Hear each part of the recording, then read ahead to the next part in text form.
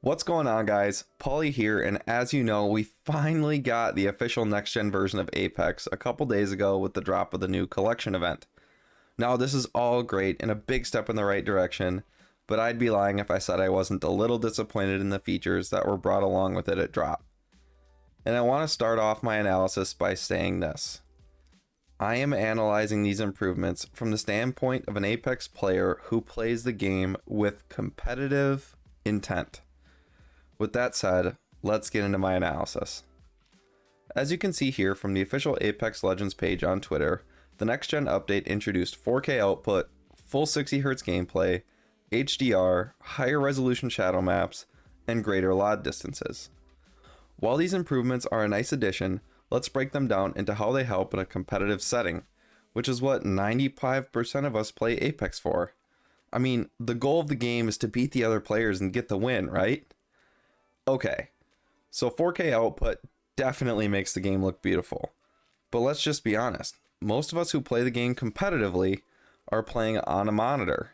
And unless you're willing to dish out a ton of money for a high refresh rate 4K monitor, you're still only going to see the game in standard FHD, which is 1080p.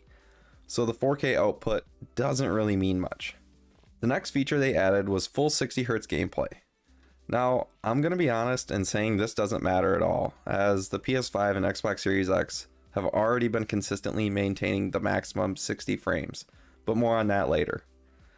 Moving on to HDR, like 4K, it's a nice improvement and does make the game look better for us playing on a 1080p monitor because we can actually see the difference in the game compared to what it looked like before.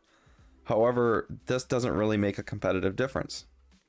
And the last added improvement was greater LOD distances, which, again, is nice. You can see things further, the graphics look better, you can see textures better, but again, no competitive difference with this update. The real thing we all wanted was 120 FPS, which I made clear on Twitter stating, well, looks like I'll still be playing on my level 65 PC account so I can get 165 FPS. As for 4K, 95% of our monitors are 1080. As for full 60Hz, what's full 60Hz? We get it already. As for HDR, okay, I guess I take this back in saying I don't care about HDR, but again, no competitive difference. As for the difference in shadowing, I'm turning the brightness up already so I can see enemies better. And for LOD distances, again, it's nice, but doesn't matter competitively. Because guys, frames win games. Everybody knows that. That being said, there is a huge light at the end of the tunnel for us playing on next-gen consoles. Because Respawn did come out saying that a further update will give us what we're asking for in 120 FPS.